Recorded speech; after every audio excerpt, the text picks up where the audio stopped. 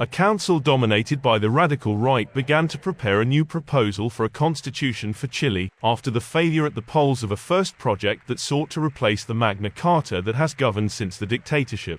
Of the 51 members of the Constitutional Council, 50 took office after the resignation of Aldo Sanhueza, from the Republican Party, accused of sexual abuse.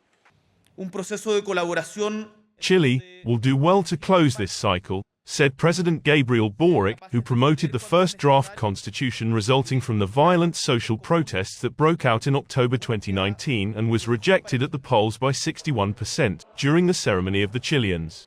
But after its failure at the polls, the political forces agreed to a second attempt to replace the constitution drafted in 1980 during the dictatorship of Augusto Pinochet, whose most authoritarian articles have already been eliminated in successive reforms.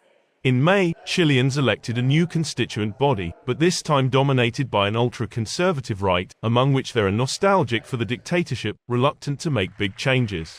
The inauguration ceremony of the council was marked by sobriety and formalism, very different from what happened in July 2021, when the previous 155-member convention took over.